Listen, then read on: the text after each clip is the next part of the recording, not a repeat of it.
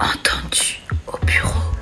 Bonjour à tous, je suis ravie de vous retrouver pour ce nouvel épisode d'Entendu au bureau, le podcast qui parle enfin des vrais sujets au boulot.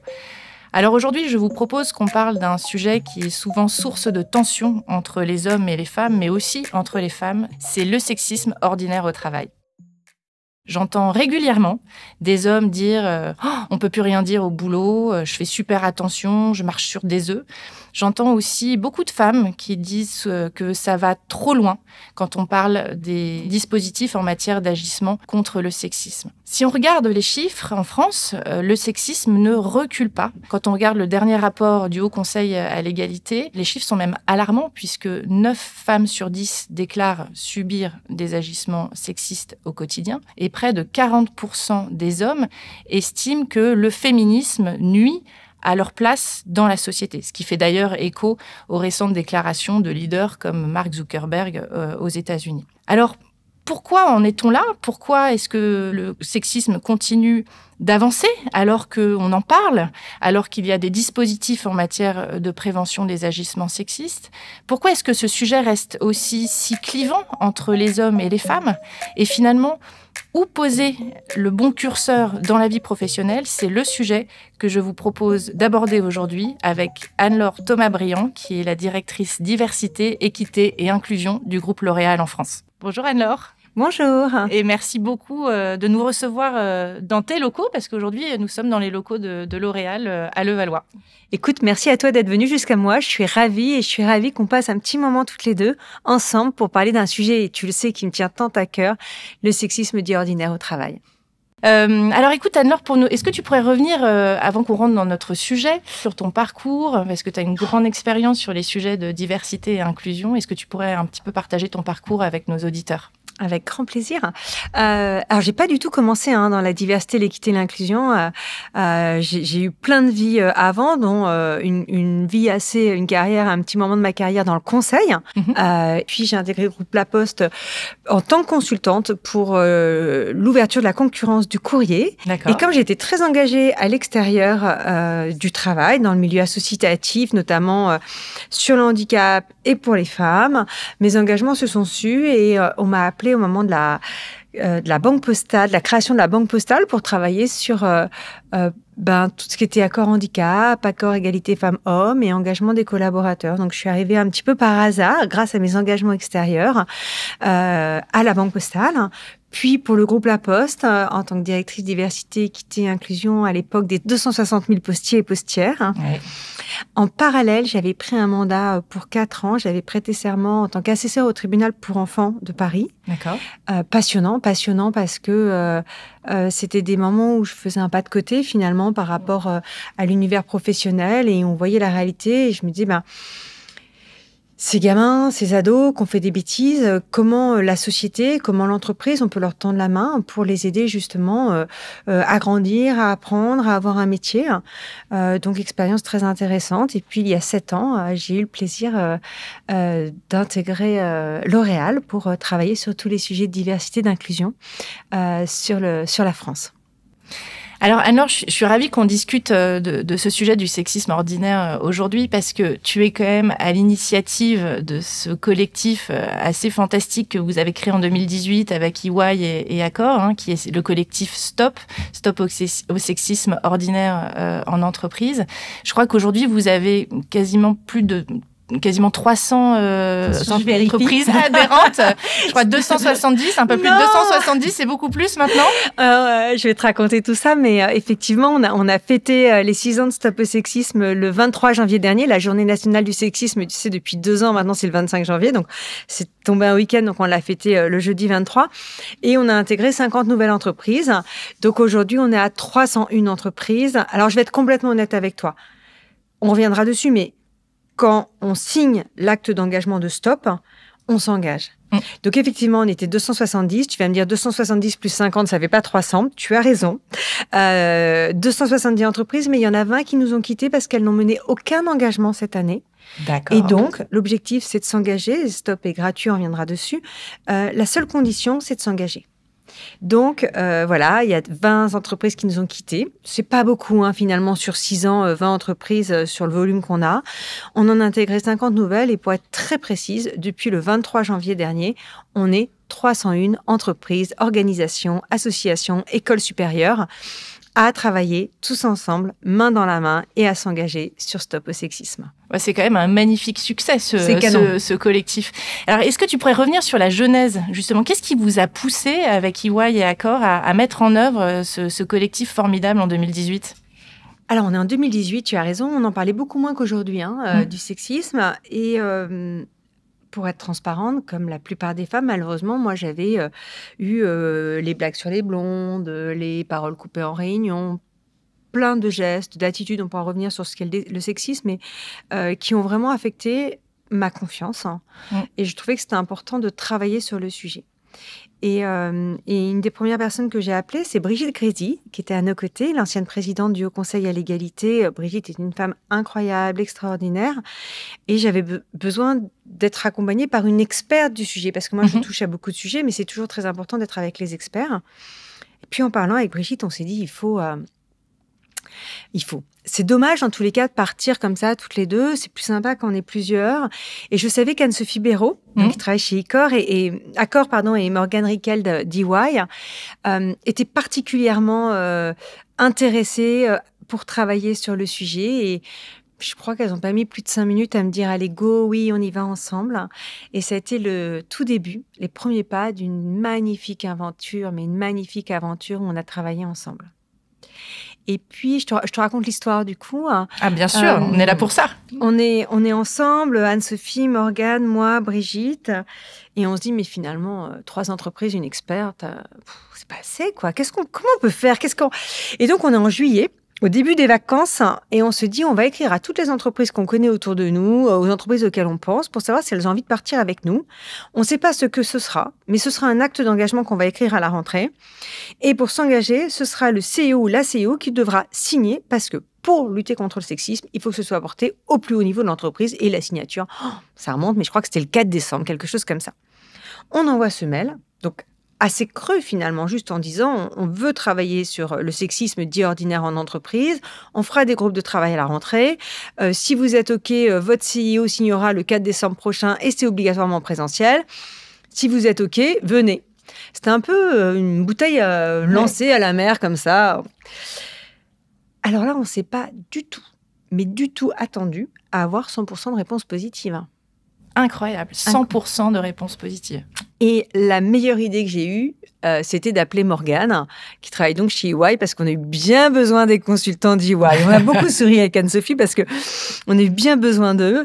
Et donc, 30 entreprises, donc finalement, à travailler tous ensemble. Évidemment, nous, on travaillait entre les sous-groupes, mais on a fait 2 groupes de travail où on a chacune a convié des collaborateurs, des collaboratrices de son entité, de son entreprise, de secteurs, de milieux, d'âges différents, pour brainstormer ensemble et faire émerger cet acte d'engagement. Et donc, deux grosses demi-journées de travail avec à chaque fois 150 personnes. Il fallait une bonne équipe de consultants pour nous réunir et nous faire travailler. Et c'est grâce à ce travail collectif, et ça, on en est très, très fiers, parce que c'est pas sorti d'un chapeau, ça a vraiment été réfléchi, on a été à l'écoute, on l'a pensé, on l'a repensé, on a pesé chaque mot de cet acte d'engagement qui a donc été lancé avec 30 entreprises le 4 décembre 2018. Alors, est-ce que tu peux nous expliquer ce qu'on entend par sexisme ordinaire? Parce que souvent, les gens ne savent pas trop finalement ce dont on parle. Non, ils ne savent pas trop ce dont on parle et c'est important de revenir sur la définition parce que on met un petit peu tout derrière le sexisme dit ordinaire et je vais rester sur la sphère professionnelle au travail. Mais ce qui est important, c'est que ce sexisme, il est conscient ou inconscient. Il va être aussi bien prononcé par des femmes ou par des hommes, ça c'est important. Et il va se manifester par des mots, par des gestes, par des attitudes, des comportements basés sur des stéréotypes de genre qui vont avoir un impact. Et un impact sur notre ressenti. Ça va prendre la forme de blagues. On a tous en tête les blagues sur les blondes ou les blagues au moment des soldes et voilà. Enfin, l'humour s'arrête vraiment là où en fait ça amuse pas l'autre. C'est extrêmement important de se le dire. sur des gestes, sur des attitudes, sur des phrases. Alors, ah oui, c'est vrai, on peut jamais compter sur elle le mercredi, ou elle est encore enceinte, elle les enchaîne, ou ah bon, c'est toi qui vas chercher ton enfant à l'école, c'est pas ta femme. Parce que le sexisme, c'est 8 femmes sur 10 en entreprise, et c'est 4 hommes sur 10. Ça nous concerne toutes et tous. Et ça, c'est important. Et ça a, pour 93% des femmes, un impact délétère, je le répète, délétère sur leur carrière. D'où l'importance de travailler sur le sujet, l'importance de bien définir ce qu'est le sexisme dit ordinaire, d'en prendre conscience, de se le faire remarquer les uns les autres, de se former pour l'éradiquer. Et ça, c'est vraiment important. Je donne un dernier exemple, parce que ça me semble vraiment important.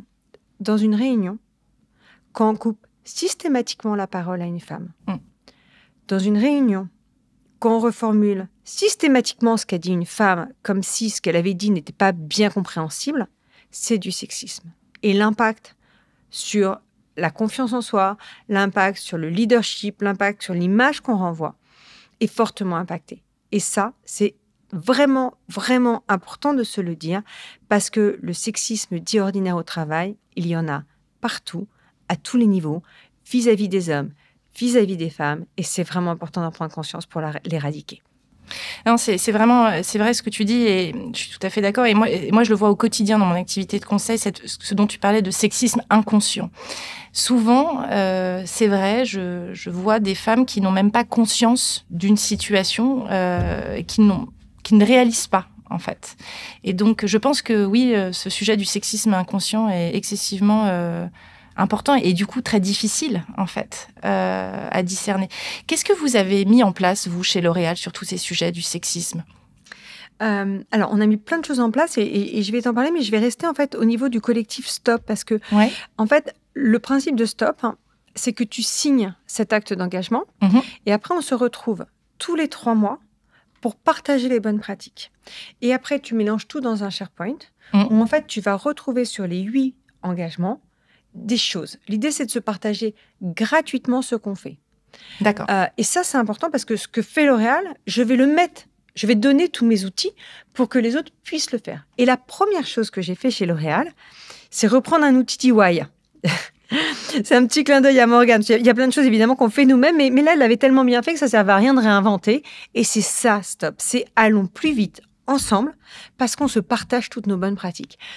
Et EY avait fait des panneaux d'information et de sensibilisation sur Stop au sexisme avec le logo EY qu'ils ont retiré. Nous, on a mis L'Oréal, d'autres ont mis Accor, Adecco, La Poste, peu importe. Voilà, chacun met son logo. Et ça permet de parler et de sensibiliser avec l'affichage du tolérance zéro face au sexisme dit ordinaire au travail.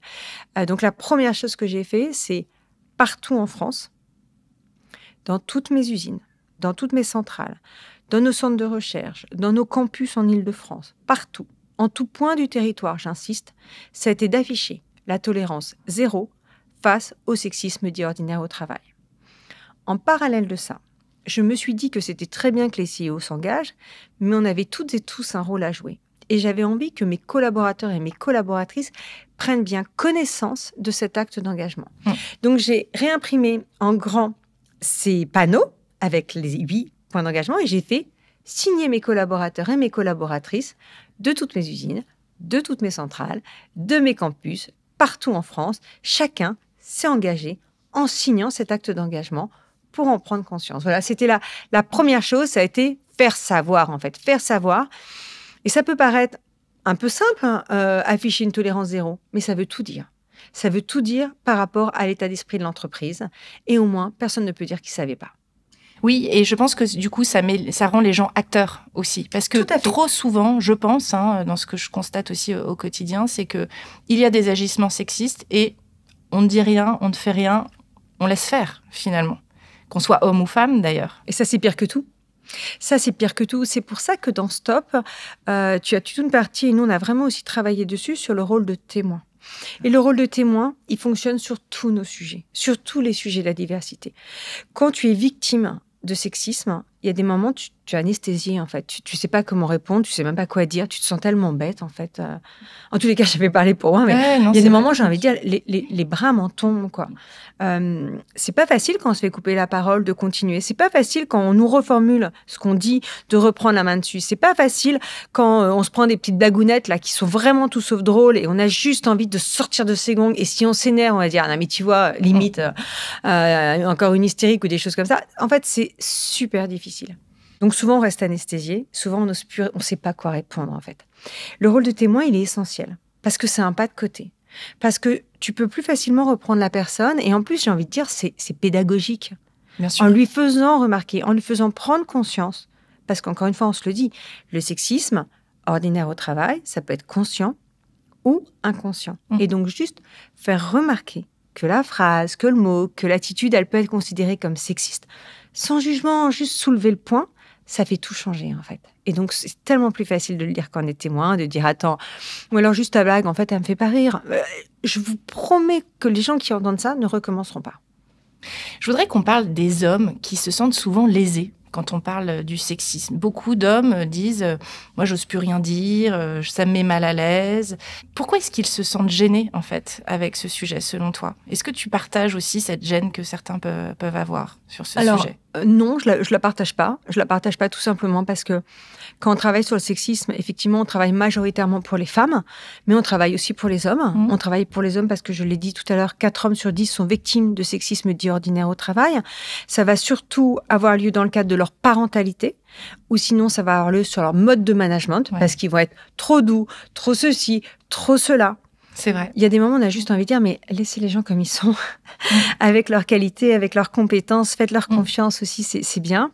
Donc, travailler sur le sexisme, c'est un vrai impact positif pour chaque homme. Et puis, la plupart des hommes ont une mère, ont une sœur, ont une fille. Et donc, c'est vraiment cette construction d'un monde tous ensemble, meilleur, plus respectueux. Avant tout, c'est une question de respect. Et je pense que tous les hommes ont envie qu'on les respecte. Tous les hommes ont envie qu'on respecte leurs filles, leurs femmes, leurs mères. Voilà. Donc, pour moi, c'est une question vraiment d'état d'esprit, du monde qu'on veut construire, du monde qu'on veut pour demain, et de se dire, ça suffit, stop. Et ce qui est important aussi pour ces hommes et pour nous, les femmes, c'est que là, on parle du sexisme dit ordinaire au travail. J'ai dit tout à l'heure qu'on avait des écoles, des organisations avec nous, parce que ça ne commence pas aux portes de l'entreprise. Ça commence tout de suite, tout petit, tout bébé. Donc, on a tous aussi un rôle à jouer dans l'éducation qu'on donne à nos enfants.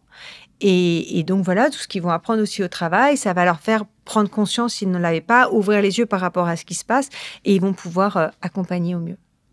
Je regardais, tu vois, si on parle des jeunes, parce que là, on parle toute génération confondue, mais on pourrait penser que les jeunes sont plus ouverts, ou en tout cas pour eux c'est plus une évidence que chacun doit être respecté et avoir sa place. Et pourtant, quand on regarde justement le rapport du Haut Conseil à l'égalité, ce sujet du sexisme, il est aussi assez prégnant chez les jeunes. Est-ce que tu partages ce constat et qu'est-ce que tu as envie de dire sur ce sujet aux jeunes?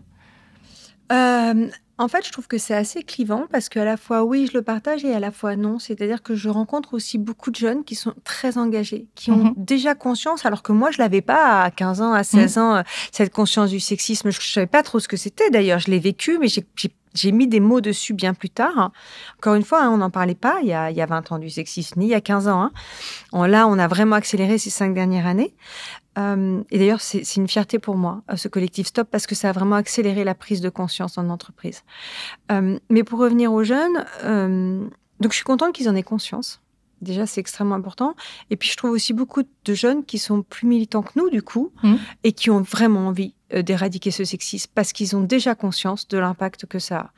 Et d'ailleurs, je ne l'ai pas dit, mais ce collectif Stop, il a tellement grossi que ni Anne-Sophie, ni Morgane, ni moi n'avons pu continuer à le porter seul, et que donc aujourd'hui, ce collectif d'entreprise est porté par l'Association française des managers des diversités, qui nous accompagne, qui coordonne Stop au sexisme.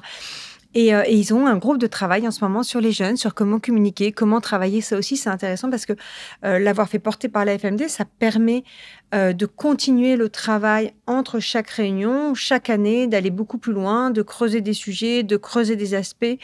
Donc ça, c'est extrêmement important pour nous.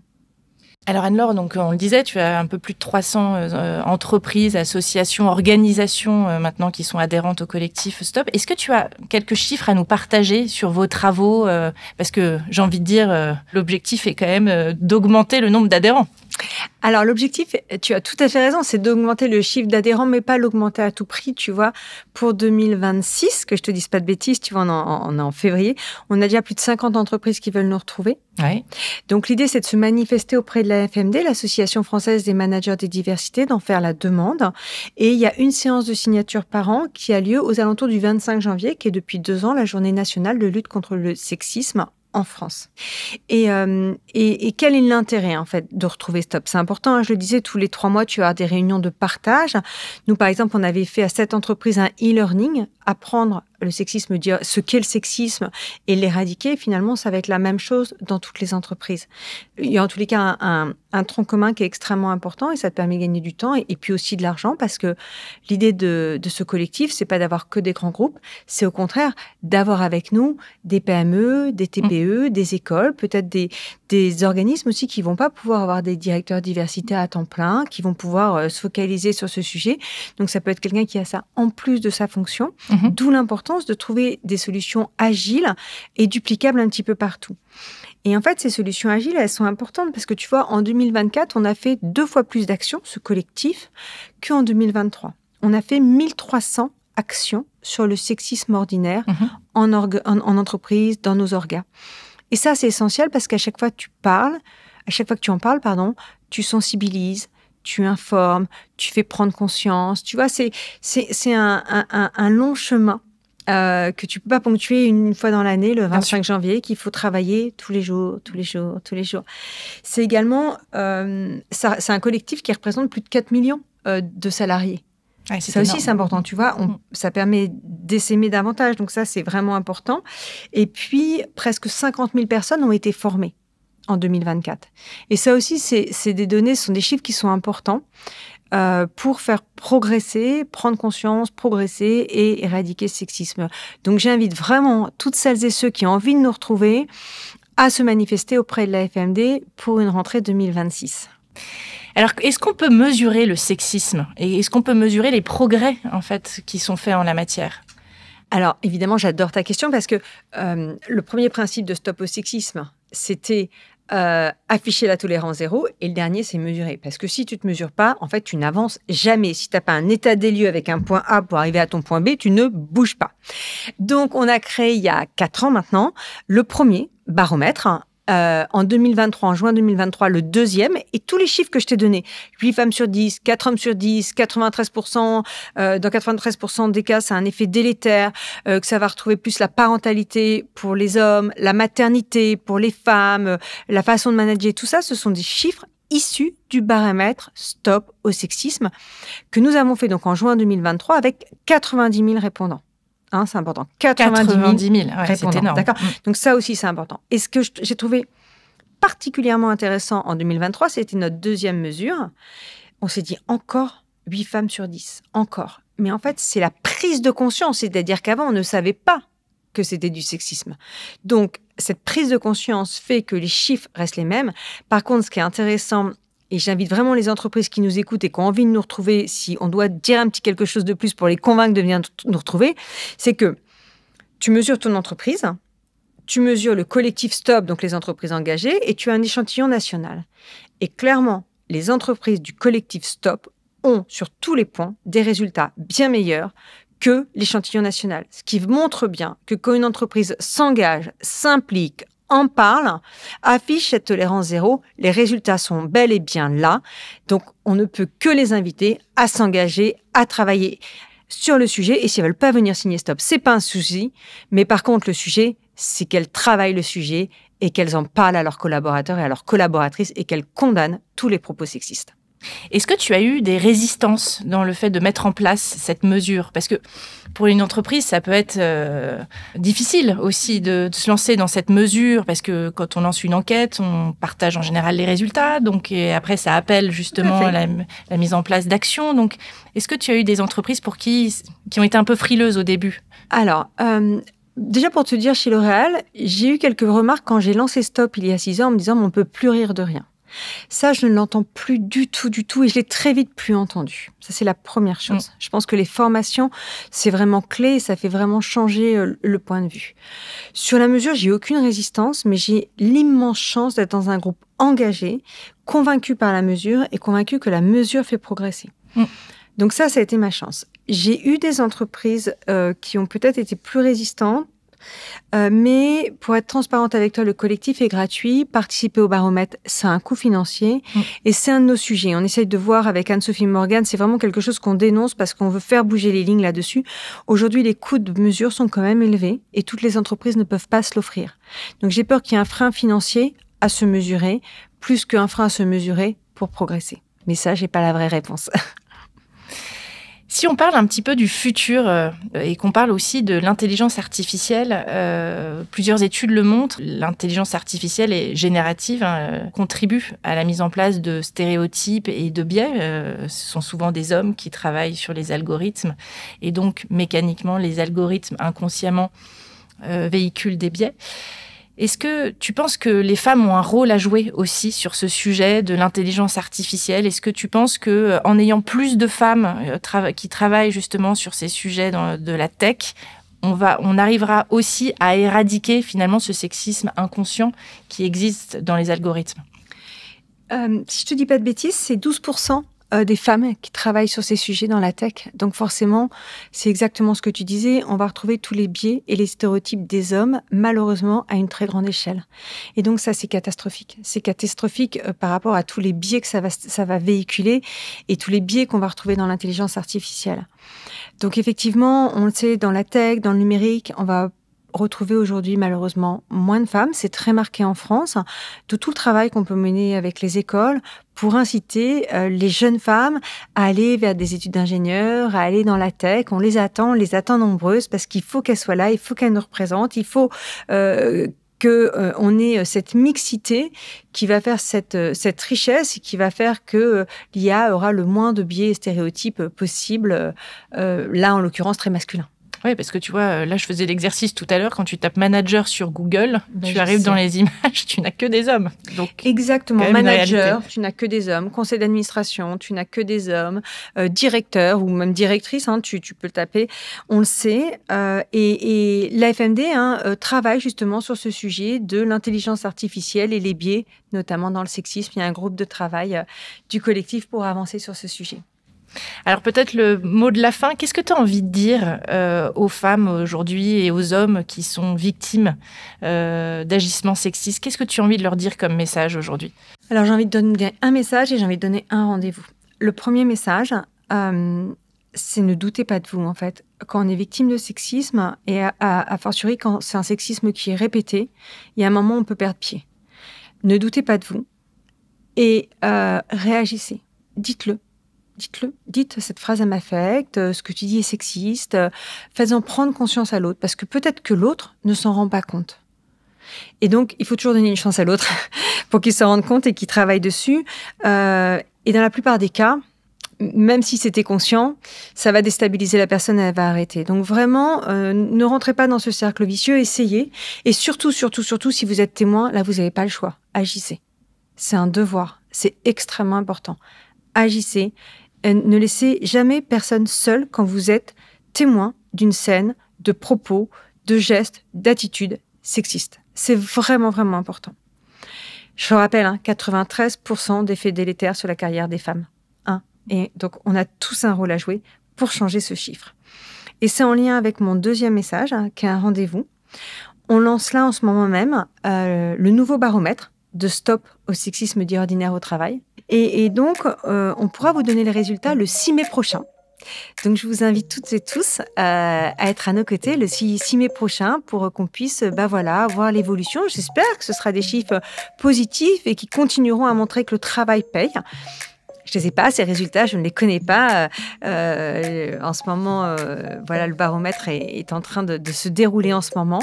Mais je serais ravie d'avoir ces nouveaux chiffres pour qu'on puisse tous ensemble continuer ce travail. Et puis, si j'ai un seul mot à dire, c'est ne jamais rien lâcher.